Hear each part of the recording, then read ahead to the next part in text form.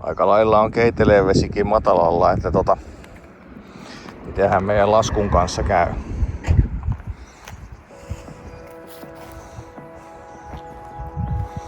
On tässä nyt ehkä 1,5 metriä vettä, pari metriä vettä. Tässä heti tollanen pieni särkkä. Tässä vähän syvempää. Tässä sitten mataloituu. Niin, siitä on hyvä lähteä liikenteeseen. Aventura pilkistelee siellä vapaana.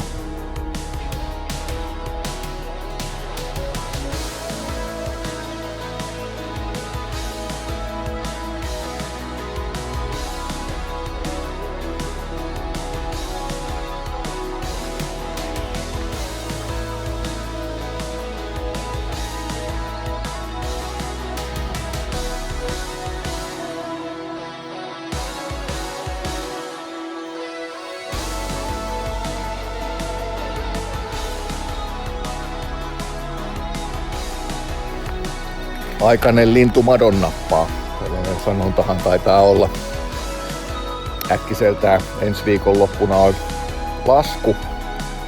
Ja sitä vartenhan pitää vähän toimenpiteitä tehdä. Ihmettelin tässä vaan, kun ei kukaan muu ole vielä ottanut pressuja pois päältä. Ja nythän ollaan Äänekoskella. Eli Aventurakin laskeutuu järveen pakon sanelemana. 2 veneen helvetti. Eli kukaan ei ole Aventuraa ostanut. Niin ja satamassa alkaa remontti. Ja maa-alueet pitää tyhjentää, niin eihän se auta kun laittaa se tuonne kellumaan. Katsotaan, onko sille nyt sitten käyttöä. Löytyykö sille ostaja tai jotain sinne päin tässä, kun kevät edistyy. Sen verran oli väärässä suhteessa, että eihän myö ensimmäinen olla, että onhan Markus kerennyt tuossa vieressä tekemään jo kevätpuuhastelua. No niin, kesä olisi alkamassa.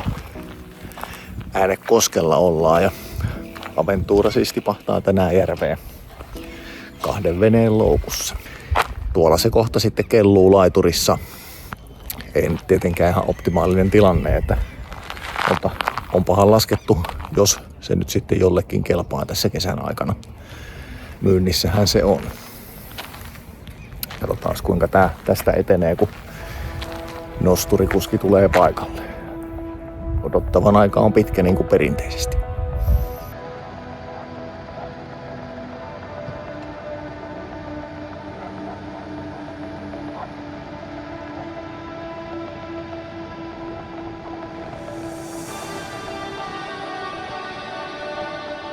Jos olet uusi kanavallani, niin Aventurahan tosiaan vietti viime kauden maissa. Ei sillä, että vesillä vietetty aika ja purjehdus ei enää kiinnostaisi, mutta löysimme uuden veneen. Kaudella 2025 onnistuimme löytämään loppuelämän veneemme Ruotsista. Vätternjärven rannalta sen purjehdimmekin sitten Kokkolaan.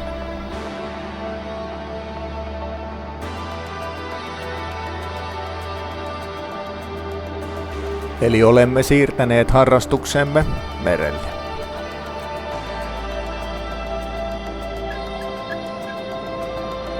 Olettaisin, että on sanomattakin selvää, että ei yksi perhe tarvitse 2 venettä.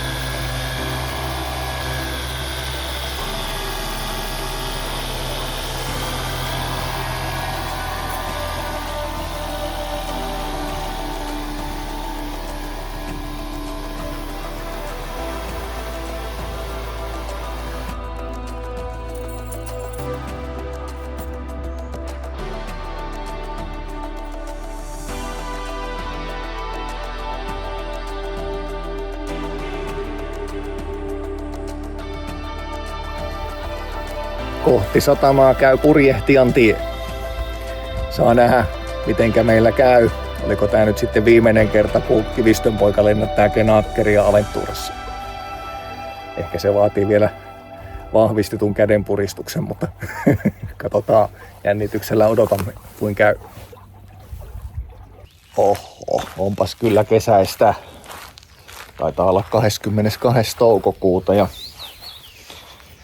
niin siinä kävi, että Aventura meni kaupaksi. Hyvä. Nyt kun kokeillaan, että pysyykö sakessa vielä ilma, niin voidaan antaa se mukaan kauppaan. Ja ison veneen Bonvivantin lasku siirtyi viikolla eteenpäin, eli olikohan nyt sitten 2. kesäkuuta tiistaina, kun se sitten laskee. Ja pienien väärinkäsityksien myötä niin työt haittaa harrastuksia eikä päästä tänä viikonloppuna käymään Kokkolassa.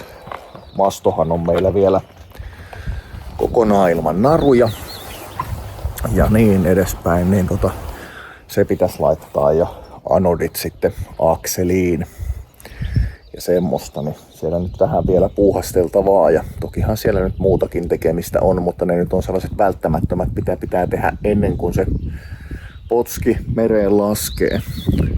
Ja kesäloma alkaa juhannusviikolta.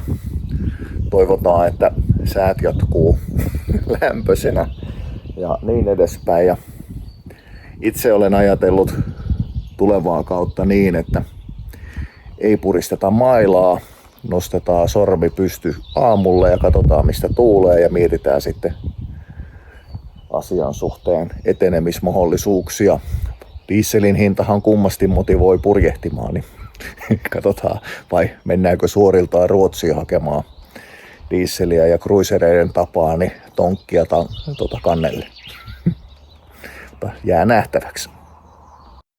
Seuraavaksi vähän vanhojen muistelua. Kaikenlaista hohdokasta sitä on 6 vuoteen mahtunut meidän Aventuran omistuksen aikana. Niin kuin osa teistä varmasti tietää, purjehduksemme on alkanut Aventurasta ja meillä ei ole aikaisempaa kokemusta ollut. Kokemusta on kartoitettu puhtaasti tekemällä ja katsomalla YouTubea. No okei, on sitä pari kirjaakin tullut luettua.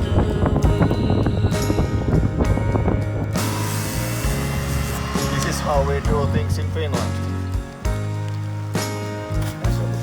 Koko historia löytyy YouTubesta enemmän tai vähemmän salailematta. Pari ensimmäistä kautta koitin vääntää asiaa englanniksi, kunnes vuonna 2022, kun Lahteen mentiin, vaihdoimme kielen suomeksi. Heading nowhere with the wind. Here we are sailing at the first time with Genoa and mainsail up, and there is a no wind situation, but we are floating.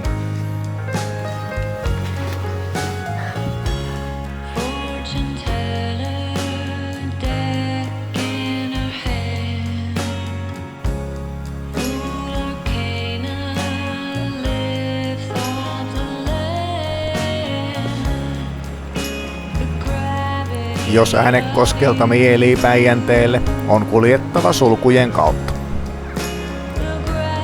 Drop is 7.5 meters. It's pretty much.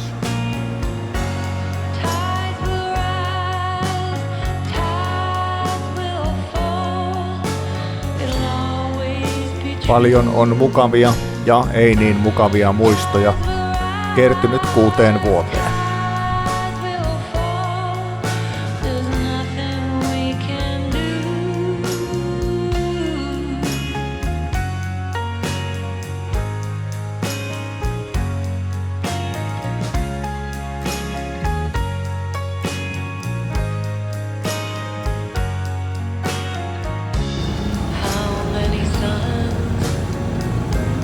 We don't know. Muksut ovat kasvaneet hienosti isin kotkotuksien mukana.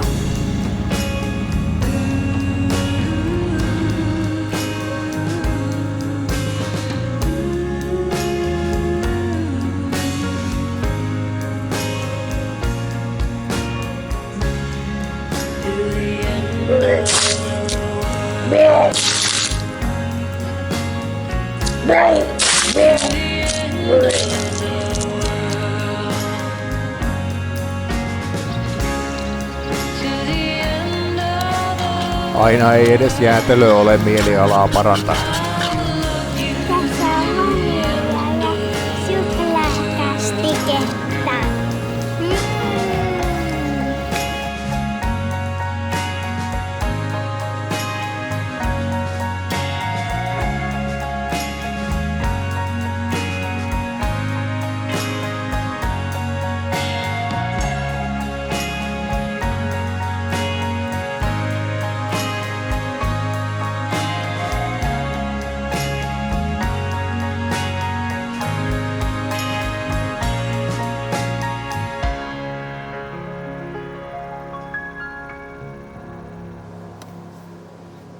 Kiitos, että katselit. Laitapa kanava tilaukseen, niin jatketaan seikkailuja.